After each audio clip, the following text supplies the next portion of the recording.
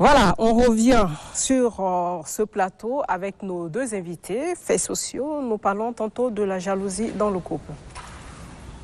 Myriam. Aujourd'hui, nous parlons de la jalousie dans le couple. Il faut le dire, la jalousie, c'est un sentiment qui génère de la douleur, de la souffrance. C'est le désir de la possession de l'être aimé. C'est la peur, la crainte de l'abandon, de l'infidélité. Mais il faut aussi le dire, la jalousie a sa place dans le couple. Si elle n'est pas excessive, si elle n'est pas maladive, elle a sa place dans le couple. Elle a sa raison d'être. Mais est-ce qu'on peut parler de la jalousie sans parler de l'amour? Ça, c'est difficile, parce que ça va de pair. Quand on aime, on est jaloux. Eh bien donc, Myriam, nous allons suivre le Vox Pop, écouter un peu la vie de l'homme de la rue, voilà, et revenir continuer. Bon, la jalousie, d'après moi, il y a plusieurs critères. Tu peux aimer trop ta femme, et quand tu vois une personne à côté de lui ou bien à côté d'elle, ça te fait du mal. Parce qu'on ne connaît pas l'intention de la personne. Donc tu peux être jaloux aussi, mais la jalousie extrême, ce n'est pas bien. Le conseil que je peux donner, c'est que chaque personne est née différemment, et chacun a sa philosophie, a sa façon de faire les choses.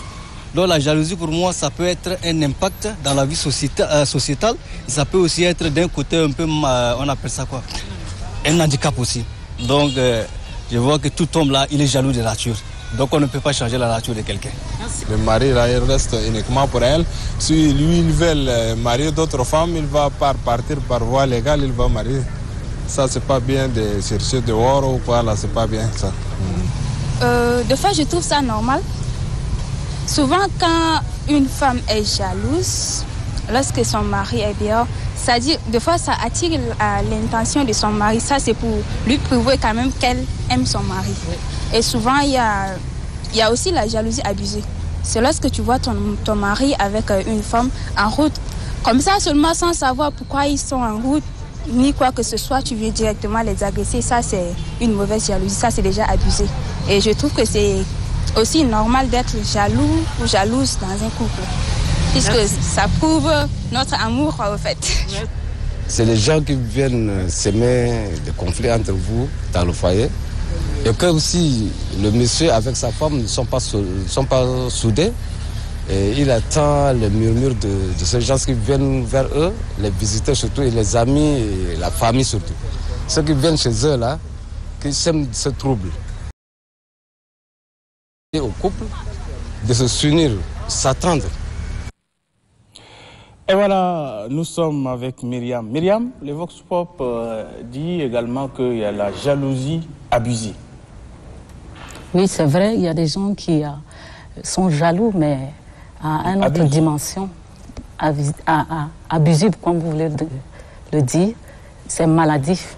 Et ça étouffe le partenaire, ça oppresse le partenaire et ce n'est pas bien. Ce sont les côtés négatifs de la jalousie.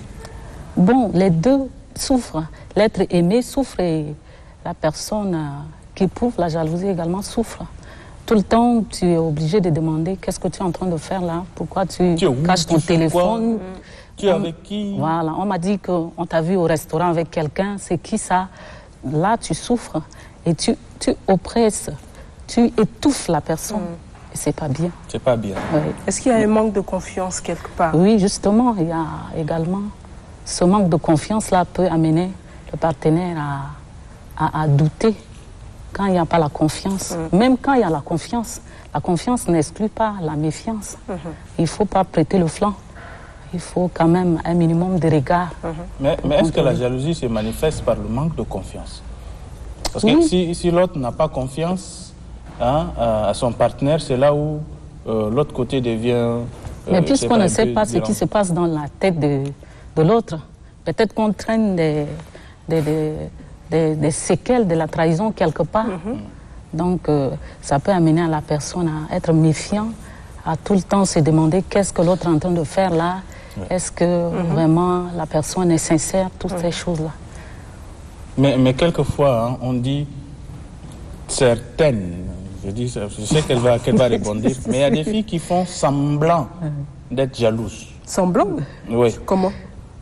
Non, toi là, tu es où? Mais derrière ça, il n'y a rien. Ça veut dire, si quelqu'un fait semblant d'être jaloux, ça veut dire que la personne n'aime pas. Oui. La personne ne t'aime pas, mais fait savoir là où... Mais ça n'a pas de sens, au fait. Elle montre à l'autre qu'elle est tellement jalouse. Tu es où? Elle t'appelle à chaque moment. Non, je te vis avec tel, je te vis avec tel. Mais derrière ça... Elle n'est pas jalouse. Mais il faut aussi dire qu'il y a des personnes de nature comme ça, qui veulent simplement posséder sans amour. Les personnes qui font semblant. Qui font semblant, ils sont là aussi. Et beaucoup disent que ce sont les femmes qui font semblant. Pourquoi? Qu'est-ce qui dit ça? Ou bien c'est pour provoquer Magie? Ce n'est pas seulement les femmes, les hommes aussi font semblant. Ça dépend de l'éducation de la personne. Quand on est bien éduqué, on ne fait pas semblant. Ouais, et surtout en matière d'amour, il faut avoir une bonne plateforme. Il faut discuter tout le temps. Il faut également la compréhension. Il faut, comment dirais-je, la transparence. Ça, je suis d'accord. Voilà. Il y a des gens qui aiment les zones d'ombre. Des points qui commencent à m'intéresser. Là, je me réveille un peu. Parce que quand on parle de transparence, on parle de sincérité, on parle d'une bonne éducation. En fait, tout ça, ça entre. Hein. On sent aussi l'éducation des hommes quand on est avec vous. Ne pensez pas que vous êtes souvent très bien, mais il y a des moments où on le sait. Mais moi, j'ai posé une question tantôt. Dans un couple, lequel des partenaires est plus jaloux? Là, c'est difficile à répondre parce que tantôt, ça peut être la femme. Oui. Tantôt, ça peut être également l'homme. Et beaucoup plus, c'est la femme. Hein. Moi, je peux le dire comme ça. Ah, on vous gère difficilement aussi. Hein. La personne qui a plus des activités, qui mène plus des activités, qui est tout le temps dehors, peut pousser l'autre à être jaloux. Si, par exemple, c'est la femme qui travaille et que le monsieur est à la maison, le monsieur se pose des questions. C'est rare, hein? C'est rare. Donc, c'est pour revenir non, on ne le sait pas vraiment. C'est rare. L'homme reste à la maison et que... Alors, moi, je préfère qu'il aille travailler. Il faut qu'il aille travailler. Le grand malheur d'un homme, c'est d'avoir une femme fidèle et souffrir pour rien. Surtout qu'on manifeste parfois des jalousies qui n'ont même pas, qui ne sont... La jalousie qui n'est même pas fondée, par exemple. Parce que simplement, ta femme est partie au travail, parce qu'elle est partie à une réunion, et puis tu te mets à te poser des questions. Elle décroche simplement un appel. Toi, tu es inquiet, tu souffres en même temps. Oui, c'est vrai. Quand on est très jaloux, on souffre. Ouais. Pour ça, je suis d'accord. Mais des fois, on ne le fait pas exprès. Des fois, oui. Des fois. C'est justement là où j'ai dit il faut la transparence. Il faut toujours discuter. Je vais à tel endroit, je reviens à quelle heure, je reviens à telle heure. Mais il y a des gens qui disparaissent. Tu es là, tu attends, elle n'est jamais rentrée, par exemple. Tu te poses des questions, pourquoi? Mais, Myriam, dernière question. En cas de jalousie maladive, qu'est-ce qu'il faut faire? Il faut discuter avec la personne et il faut mettre la personne en confiance. Tout le temps, il faut dire, écoute, moi je suis en train d'aller au travail et je vais revenir à telle heure. Et il faut respecter.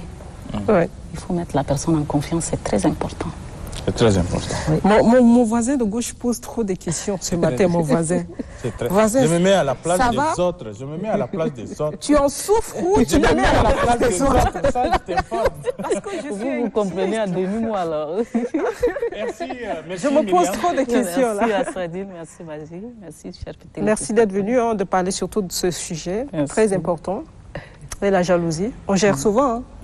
Une petite histoire pour boucler, je pense que ça se gère partout. J'ai raconté à Nasra Al-Din.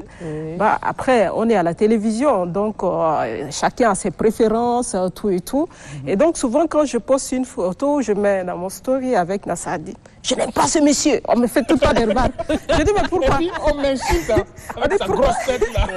On dit, mais pourquoi il est à côté de toi? Le problème, pourquoi Nasra Al-Din est à côté de Madi? J'ai dit, mais nous, on est en récréation, sinon chacun connaît sa classe, quoi, après. Là, il faut rassurer. Le temps nous donc, c'est un peu des petites histoires comme ça. Sinon, il y a une autre histoire, mais quand même, le temps nous prend la gorge. La régie ne me permet pas, sinon... Il y a un ami qui dit que celui qui fait l'aller-coup, c'est un ami. Il est marié, sa femme est là à la maison. Comment tu vois leur complicité avec l'autre fille? Si c'est moi là, je ne veux pas accepter. Comment moi, je suis là, sa femme à la maison, il taquine l'autre là. C'était la dernière fois qu'il me racontait ça. Ah d'accord, donc voilà. Il faut être journaliste pour comprendre. Pour comprendre ça. C'est des petites histoires comme ça, des jalousies, ça se gère, mais bon. Justement. Voilà.